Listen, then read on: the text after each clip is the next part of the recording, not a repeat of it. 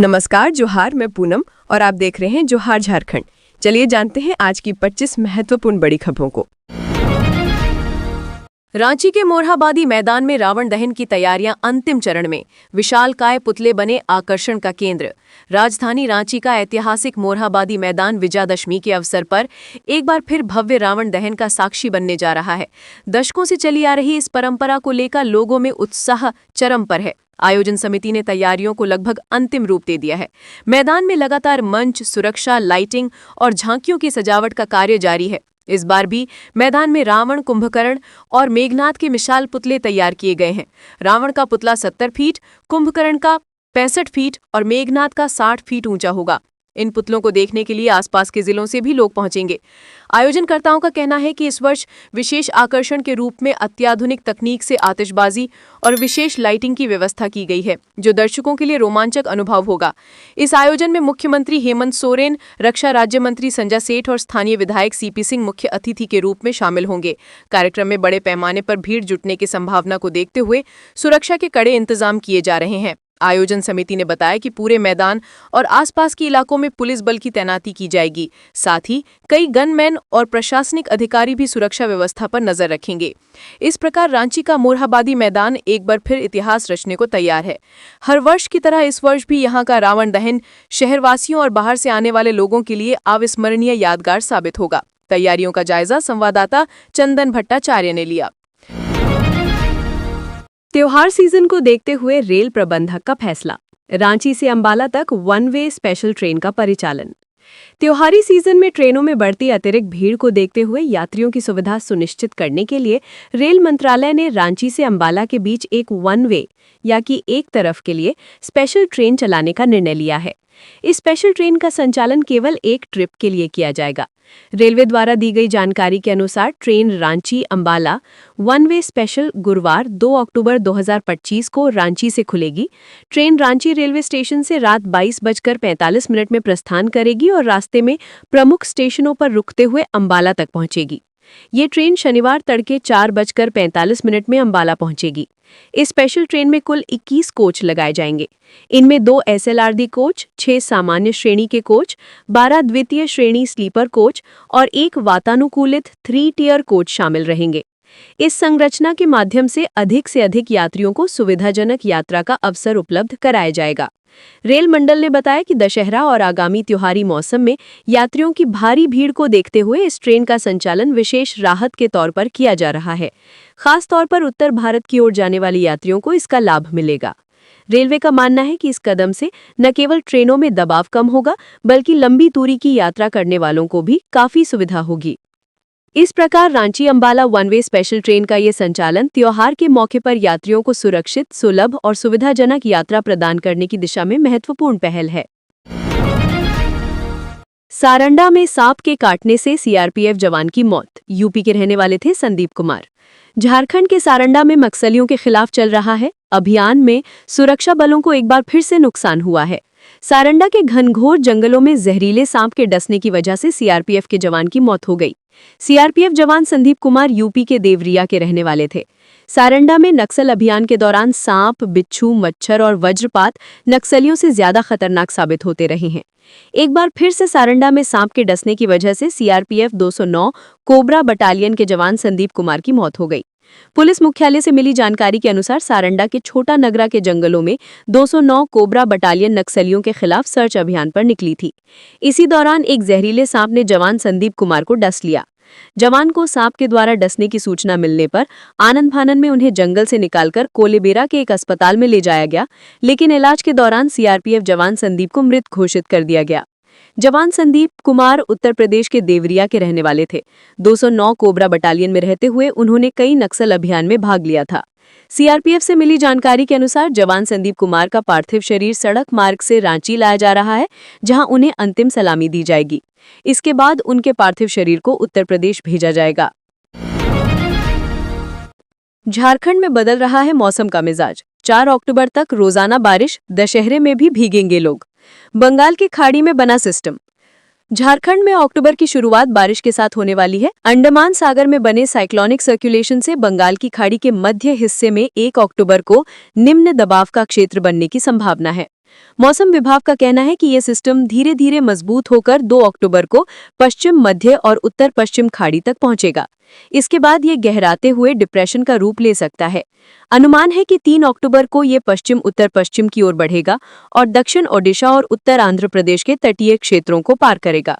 इस पूरे सिस्टम का असर झारखंड में देखने को मिलेगा, जिसके चलते राज्य भर में बारिश का दौर शुरू होगा।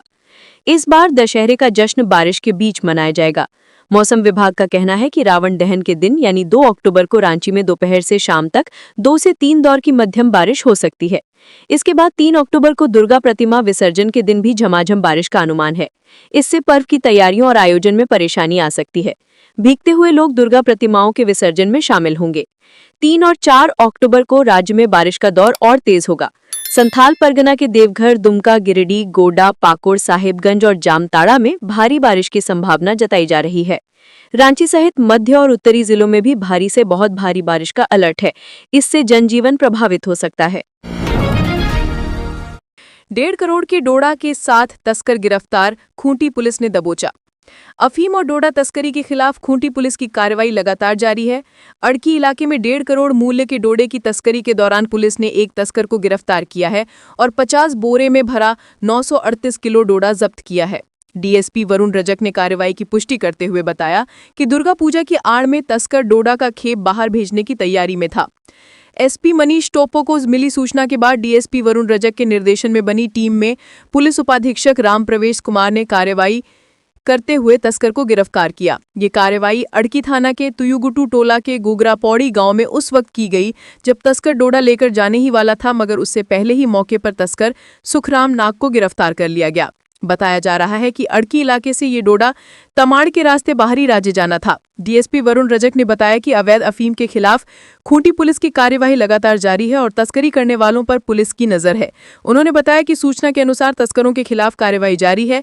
उन्होंने बताया कि मंगलवार को अड़की इलाके में तस्करी के खिलाफ हुई कार्यवाही में 50 बोरे में 938 किलोग्राम डोडा बरामद किया गया, जिसका बाजार में मूल्य करीब 1.5 करोड़ रुपए आंकी गई है। डीएसपी वरुण रजक ने बताया कि पुलिस को सुखराम नाग के घर से डोडा की तस्करी होने की सूचना मिली थी, जिसके बाद छापेमारी की गई। पुलिस को देखते ही सुखराम नाग भागने का प्रयास करने लगा। पुलिस ने उसे खदेड़कर पकड़ लिया। कांग्रेस अध्यक्ष मल्लिकार्जुन खड़गे अस्पताल में भर्ती, बेंगलुरु के अस्पताल में हो रहा इलाज।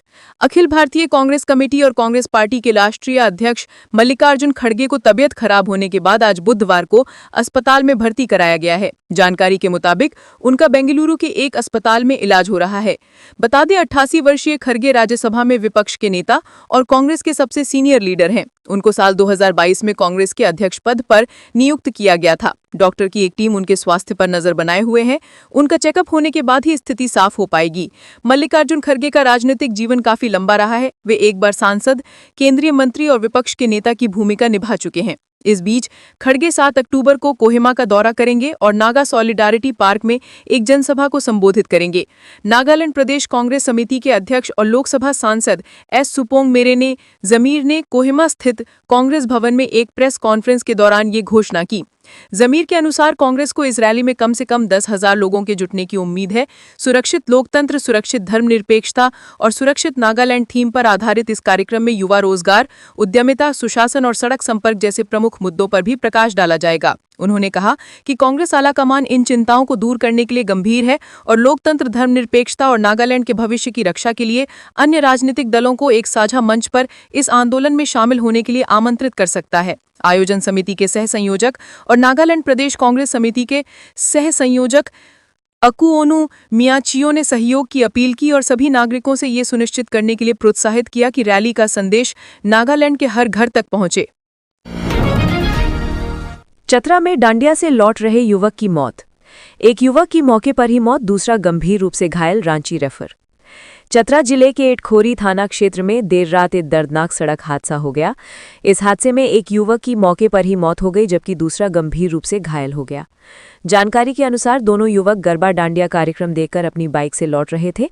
इस दौरान कन्नौदी गांव के पास एक अज्ञात वाहन ने उनकी बाइक को जोरदार टक्कर मार दी। टक्कर इतनी जबरदस्त थी कि बाइक अनियंत्रित होकर पास की दीवार से जा भिड़ी। हादसे में कन्नौदी निवासी दीपक भुइया की मौके पर ही मौत हो गई। उसके साथ ही गंगा भुइया गंभीर रूप से घायल हो गया। स्थानीय लोगों ने हादसे की सूचना इटखोई थाना पुलिस को दी। पुलिस मौके पर पहुंचकर घायल गंगा भुइया को तुरंत सामुदायिक स्वास्थ्य केंद्र इटखोरी में भर्ती कराया। वहां प्राथमिक उपचार के बाद उनकी गंभीर हालत को देखते हुए डॉक्टरों ने उन्हें हजारीबाग रेफर कर दिया। हजारीबाग में भी जब उनकी स्थिति में सुधार नहीं हुआ तो उन्हें बेहतर इलाज के लिए रांची रेफर किया गया। फिलहाल गंगा भुइया की हालत नाजुक बनी हुई है, उसका इलाज जारी है। इटखोरी थाना पुलिस ने मृतक दीपक भुइया के शव को कब्जे में लेकर पोस्टमार्टम के लिए चतरा सदर अस्पताल भेज दिया है। दीपक की मौत की खबर से गांव में शोक की लहर दौड़ गई। परिजन रो रो कर बेहाल है और परिवार में मातम का माहौल है। ग्रामीणों ने बताया कि दीपक और गंगा दोनों ही गांव की मेहनती और मिलनसार युवक थे। अचानक हुई इस घटना से पूरा इलाका सदमे में है। हादसे के बाद पुलिस ने अज्ञात वाहन और उसके चालक की पहचान के लिए जांच शुरू कर दी है। आसपास के इलाकों में लगे सीसीटीवी कैमरों की फुटेज खंगालने की तैयारी की जा रही है। पुलिस का कहना है कि दोषी वाहन और चालक की जल्द पहचान कर उनके खिलाफ कार्रवाई की जाएगी। उधर ग्रामीणों ने प्रशासन से सड़कों पर गश्त बढ़ाने और तेज रफ्तार वाहनों पर रोक लगाने की मांग की है। रांची से दिल्ली और हैदराबाद के लिए फेस्टिवल फ्लाइट 11 और 15 अक्टूबर से। इंडिगो एयरलाइंस रांची से दिल्ली और रांची से हैदराबाद के लिए 2 फेस्टिवल फ्लाइट का संचालन करेगा। जानकारी के अनुसार पहली फ्लाइट रांची से दिल्ली और दूसरी फ्लाइट रांची से हैदराबाद के लिए होगा। रांची से दिल्ली के लिए फ्लाइट 11 से 25 अक्टूबर तक उड़ान भरेगी। विमान रांची दिल्ली सुबह 11:35 में रांची से उड़ान भरेगा और 1 घंटा 55 मिनट में दिल्ली पहुंचेगा। विमान में सीटों की बुकिंग शुरू कर दी गई है। मंगलवार को किराया 5,702 रुपये था। मालूम हो कि रांची से वर्तमान में 7 फ्लाइटें प्रतिदिन रांची से दिल्ली के लिए उड़ान भरती हैं। वहीं विमान रांची हैदराबाद दोपहर 12:45 में रांची से उड़ान भरेगी और 1 घंटा 45 मिनट में हैदराबाद पहुंचेगी। ये विमान 15 से 25 अक्टूबर तक संचालित किया जाएगा। विमान में सीटों की बुकिंग शुरू कर दी गई है। मंगलवार को किराया 6,995 रुपये था।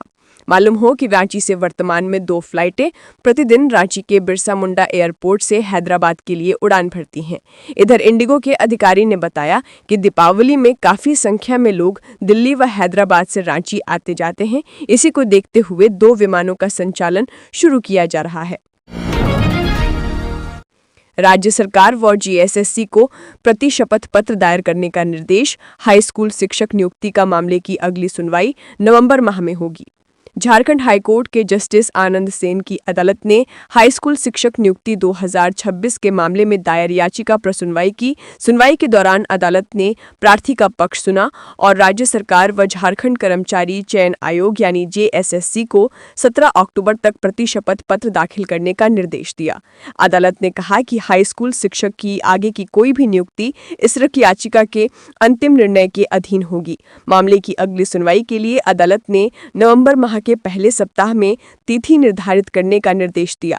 इससे पूर्व प्रार्थी प्रशांत मिश्रा की ओर से अधिवक्ता आदित्य बनर्जी ने पैरवी की। उन्होंने बताया कि प्रार्थी का नाम मेरिट लिस्ट में है लेकिन उसे नियुक्त नहीं किया गया है।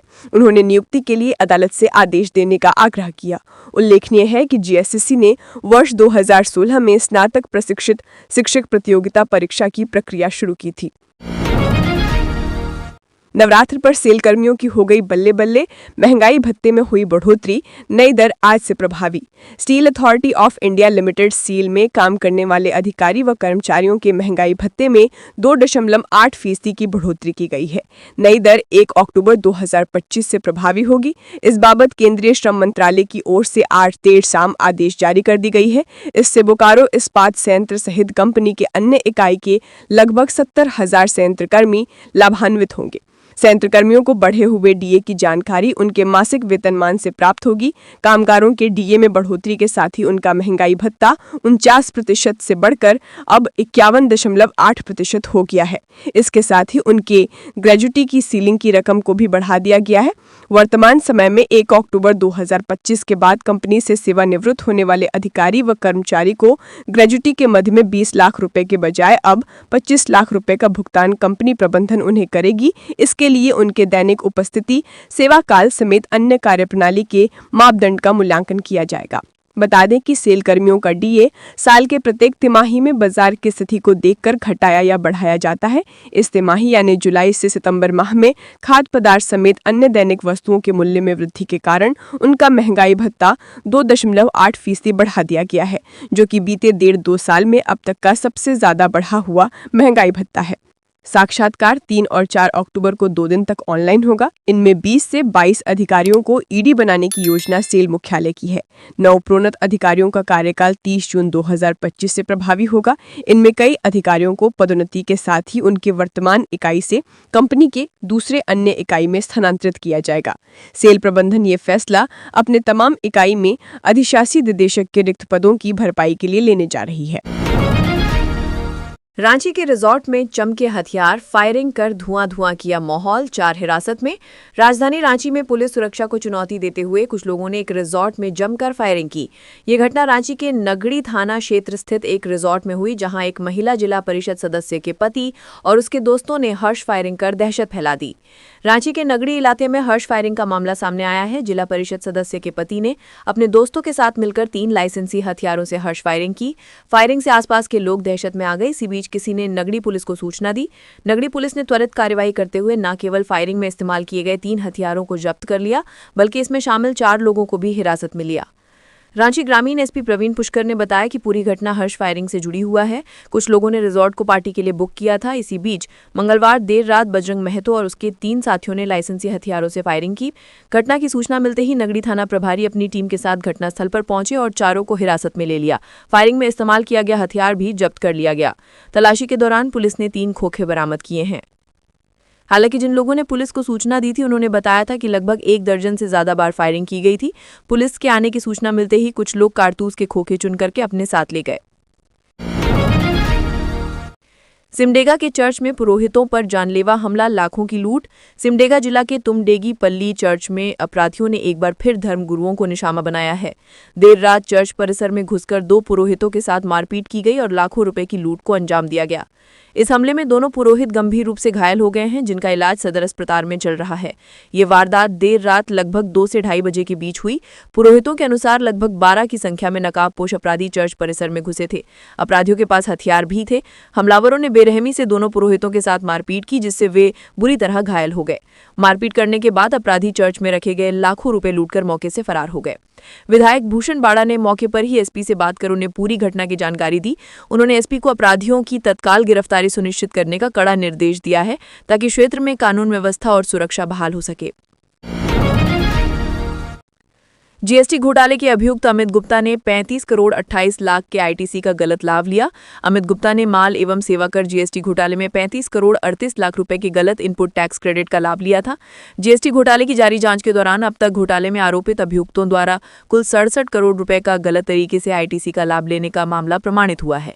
यानी अमित गुप्ता ने अकेले से 50% से ज्यादा का लाभ लिया है। उल्लेखनीय है कि जीएसटी में 734 करोड़ रुपए के आईटीसी घोटाले में अब तक 4 लोग गिरफ्तार किए जा चुके हैं। इसमें जमशेदपुर का अमित अग्रवाल उर्फ विकी भालोटिया के अलावा 3 लोग कोलकाता के हैं। घोटाले का मास्टरमाइंड शिव कुमार देवड़ा है। इस घोटाले में देवड़ा का बेटा मोहित देवड़ा और अमित गुप्ता भी शामिल हैं। अमित गुप्ता के पास घोटाले के वित्तीय प्रबंधन की जिम्मेवारी है। ईडी ने 734 करोड़ रुपए के जीएसटी घोटाले की जांच के दौरान अमित गुप्ता की भूमिका महत्वपूर्ण पाई है। घोटाले में उसकी जिम्मेदारी वित्तीय प्रबंधन की थी।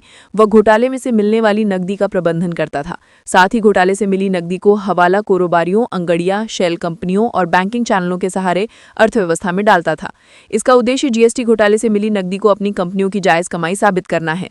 जांच में पाया गया है कि अमित गुप्ता ने अपनी 5 कंपनियों के सहारे अकेले ही 35.28 करोड़ के आईटीसी का गलत लाभ लिया था। मामले की जांच के दौरान उसने ईडी के अधिकारियों के समक्ष घोटाले में शामिल होने और घोटाले की रकम का वित्तीय प्रबंधन करने की बात स्वीकार की थी। पूछताछ के दौरान उसने जीएसटी घोटाले में आईटीसी का गलत लाभ लेने से हुई नाजायज आमदनी में से 15 करोड़ रुपए से अधिक की संपत्ति खरीदने की बात स्वीकार की थी। ईडी ने जांच के बाद अमित गुप्ता द्वारा कोलकाता में खरीदी गई 10 संपत्तियों को जब्त कर लिया। छात्रों की बढ़ी चिंता, झारखंड की 4 यूनिवर्सिटी पर लटकी यूजीसी की तलवार। यूनिवर्सिटी ग्रांट्स कमीशन यानी यूजीसी ने देश की 54 प्राइवेट यूनिवर्सिटी को कारण बताओ नोटिस जारी किया है। इन यूनिवर्सिटी द्वारा पारदर्शिता से जुड़े नियम का पालन नहीं करने के बदले ये फैसला लिया गया।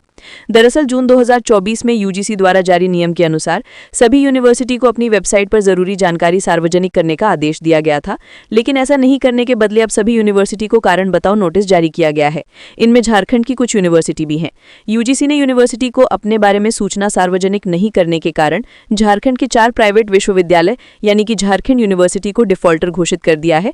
इनमें Amity university Ranchi, Sainath university Ranchi, capital university Koderma और आईसेक्ट यूनिवर्सिटी हजारीबाग शामिल हैं। सभी यूनिवर्सिटी को एक बार फिर यूजीसी गाइडलाइन के तहत सूचना सार्वजनिक करने का मौका दिया जा रहा है। क्या है यूजीसी अधिनियम 1956 की धारा 13? इसके तहत यूजीसी किसी भी यूनिवर्सिटी के उसके वित्तीय शिक्षण, परीक्षा, अनुसंधान के मानकों को सुनिश्चित करने के लिए निरीक्षण कर सकता है।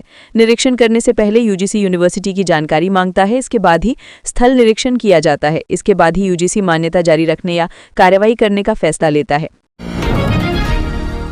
रांची में दुर्गा पूजा की सुरक्षा व्यवस्था कड़ी, एसएसपी ने देर रात किया पंडालों का निरीक्षण। राजधानी रांची में दुर्गा पूजा को शांतिपूर्ण और सुरक्षित तरीके से संपन्न कराने के लिए जिला पुलिस प्रशासन पूरी तरह मुस्तैद है। इसी क्रम में मंगलवार की देर रात को एसएसपी राकेश रंजन ने अचानक शहर के प्रमुख दुर्गा पूजा पंडालों का पैदल चलकर निरीक्षण किया और सुरक्षा व्यवस्था का जायजा लिया। एसएसपी के साथ इस निरीक्षण में सिटी एसपी पारस राणा, कोतवाली डीएसपी प्रकाश सोए, सिटी डीएसपी केवी रमन समेत कई पुलिस पदाधिकारी और जवान शामिल थे। निरीक्षण के दौरान एसएसपी राकेश रंजन ने पंडालों के आसपास की सुरक्षा व्यवस्था, सीसीटीवी कैमरों की कार्यप्रणाली और यातायात नियंत्रण के उपायों की बारीकी से जांच की। खासकर भीड़भाड़ वाले संवेदनशील क्षेत्रों में सुरक्षा मानकों को सुनिश्चित करने पर जोर दिया। एसएसपी ने विभिन्न पूजा समितियों के पदाधिकारियों से भी बातचीत की। उन्होंने उन्हें जिला प्रशासन द्वारा दुर्गा पूजा के लिए जारी दिशा निर्देशों का सख्ती से पालन करने का निर्देश दिया। निरीक्षण के दौरान जहां भी सुरक्षा से जुड़ी कमियां या चूक पाई गई, एसएसपी ने तत्काल उन्हें दूर करने का निर्देश दिया। साथ ही अत्यधिक भीड़भाड़ वाले क्षेत्रों में किसी भी अप्रिय घटना को रोकने के लिए अतिरिक्त पुलिस बल की तैनाती भी सुनिश्चित की गई है। साहिबगंज में फिर से शुरू हुई बोट एम्बुलेंस सेवा, सीएस ने ट्रायल कर दिया आदेश। साहिबगंज जिला मुख्यालय में बोट एम्बुलेंस का संचालन फिर से शुरू हो गया है। सीएस डॉक्टर रामदेव पासवान और डॉक्टर मुकेश कुमार ने बिजली घाट पर तैनात बोट एम्बुलेंस का ट्रायल देखा। उन्होंने गंगा के बीच में जाकर इसे जांचा और परखा और पाया कि ये चालू हालत में है। गर्भवती महिलाओं, बेहोश मरीजों और सर्पदंश के मरीजों को गंगा पार ले जाने के लिए बोट चालकों को अनुमति दे दी गई है। बाढ़ कम होने तक रात्रिकालीन सेवाएं स्थगित रहेंगी। इसके बाद रात्रिकालीन सेवाएं फिर से शुरू होंगी। फिलहाल सुबह से शाम 5 बजे तक सेवा उपलब्ध कराई जाएगी। सीएस ने बताया कि 2 बोट एम्बुलेंस खरीदी गई थी, लेकिन विभिन्न कारणों से उन्हें बंद कर दिया गया था। राजमहल में भी बोट को देखा जाएगा और मरम्मत के बाद अनुमंडल में उसका संचालन भी शुरू कर दिया जाएगा। फिलहाल एक बोट चालू हो गई है। इस बोट में लगे ईंधन और ड्राइवर लागत सहित सभी खर्च आयुष्मान भारत फंड से वहन किए जाएंगे। गौरतलब है कि 2 साल पहले प्रशासन ने डीएमएफटी फंड से 64 लाख रुपए की लागत से 2 बोट एम्बुलेंस खरीदी थी।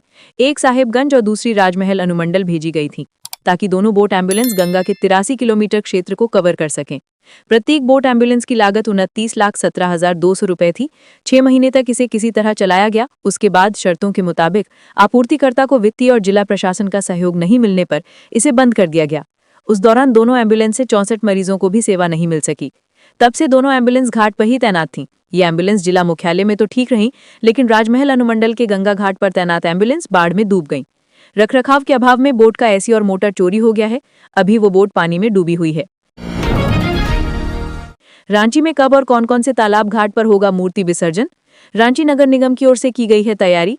राज्य की राजधानी रांची में अलग-अलग करीब 30 से 35 जगहों पर पारंपरिक रीति रिवाज से दुर्गा पूजा का आयोजन होता है। हर साल की तरह इस साल भी इन जगहों पर विजयादशमी के दिन ही विसर्जन होगा। शेष पंडालों से जुड़ी पूजा समितियां 3 अक्टूबर को विसर्जन करेंगी। सबसे ज्यादा विसर्जन बड़ा तालाब में होगा। धुरवा डैम के अलावा नामकुम स्थित स्वर्णरेखा नदी में भी विसर्जन होगा। रांची महानगर दुर्गा पूजा समिति से जुड़े राजीव रंजन ने ईटीवी भारत को बताया है कि विसर्जन के दौरान सुरक्षा व्यवस्था को लेकर पूजा समितियों की जिम्मेदारी बढ़ जाती है। इस दौरान वॉलंटियर की भूमिका बेहद निर्णायक साबित होती है। इधर रांची नगर निगम ने विसर्जन को लेकर व्यापक तैयारी की है। बड़ा तालाब के मेन गेट के पास विशेष व्यवस्था की गई है। तालाब में सुरक्षा घेरा बना दिया गया है ताकि कोई गहरे पानी में ना जा पाए। यहाँ स्वच्छोत्सव से जुड़े बैनर लगाए गए हैं जिसमें लिखा हुआ है कि कृपया मूर्ति का विसर्जन यहाँ करें। दरअसल मूर्ति विसर्जन के दिन यहाँ क्रेन की भी व्यवस्था की जाती है ताकि श्रद्धालुओं को गहरे पानी में ना जाना पड़े। विजयादशमी और उसके बाद मूर्ति विसर्जन के साथ साथ छठ महापर्व की तैयारियों को नगर निगम ने अमली जामा पहनाना शुरू कर दिया है। खुद नगर निगम के प्रशासक सुशांत गौरव मॉनिटरिंग कर रहे हैं। उन्होंने चड्री तालाब, जेल तालाब, बड़ा तालाब, जोड़ा तालाब और पीएचईडी तालाब का निरीक्षण किया है। उन्होंने विसर्जन से पहले इन जगहों पर विशेष साफ सफाई, लाइटिंग और सिक्योरिटी अरेंजमेंट को लेकर कई दिशा निर्देश दिए हैं। सभी तालाब घाटों के पास बैरिकेडिंग कर दी गई है। सारंडा सैंक्चुरी बनेगा या नहीं, ग्रामीणों की राय जानने पहुंचा झारखंड के मंत्रियों का समूह।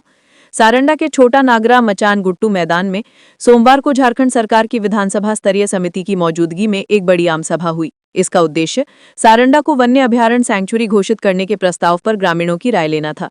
सभा में हजारों ग्रामीण, पंचायत प्रतिनिधि, मुंडा मानकी जनप्रतिनिधि और सामाजिक संगठन के लोग शामिल हुए। कार्यक्रम स्थल पर प्रशासन की ओर से सुरक्षा और परिवहन की विशेष व्यवस्था की गई थी। सारंडा के डीएफओ अभिरूप सिन्हा के संबोधन के बाद समिति ने ग्रामीणों से सीधे संवाद की शुरुआत की। उन्होंने स्पष्ट किया कि जनता की राय ही अंतिम रिपोर्ट का आधार बनेगी। ग्रामीणों ने जमीन, परंपरागत अधिकार, पूजा स्थल और वनोपज संरक्षण की मांग उठाई। खदानों के बंद होने और रोजगार न मिलने पर नाराजगी जताई। विस्थापन की आशंका और स्वास्थ्य सुविधाओं की कमी पर भी सवाल उठे। सैंक्चुरी के पक्ष में तर्क दिया गया कि इससे वन्य जीवों का संरक्षण होगा, इको टूरिज्म को बढ़ावा मिलेगा, पर्यावरणीय संतुलन बना रहेगा। वहीं इसका विरोध करने वालों ने कहा कि खेती, चराई, वनोपज और रोजगार पर असर पड़ेगा, विस्थापन की स्थिति बनेगी। समिति के अध्यक्ष झारखंड सरकार के वित्त मंत्री राधाकृष्ण किशोर ने कहा कि सरकार लोकतांत्रिक प्रक्रिया का सम्मान करती है और जनता की भावनाओं के विपरीत कोई निर्णय नहीं लेगी। सुप्रीम कोर्ट के आदेश के बाद एशिया के सबसे घने साल के जंगल सारंडा को वाइल्ड लाइफ सैंक्चुरी घोषित करने के प्रस्ताव पर झारखंड सरकार ने काम शुरू कर दिया है। इसी के तहत कैबिनेट ने इस पर अंतिम फैसला लेने से पहले एक मंत्री समूह का गठन किया और उससे रिपोर्ट देने को कहा। मंत्रियों का समूह मंगलवार को ग्रामीणों के साथ बातचीत करने के लिए सारंडा के दौरे पर पहुंचा, ग्रामीणों से संवाद किया। समूह में राधाकृष्ण किशोर के अलावा चमरा लिंडा और दीपिका पांडे सिंह भी शामिल थीं। तो ये थी आज की झारखंड की महत्वपूर्ण बड़ी खबरें। अगर आप इसी तरह झारखंड के हर छोटी से बड़ी खबर की जानकारी पाना चाहते हैं तो आप हमारे चैनल को सब्सक्राइब करके रखें। तो हमें दीजिए इजाजत, फिर मिलते हैं अगली न्यूज़ में। धन्यवाद।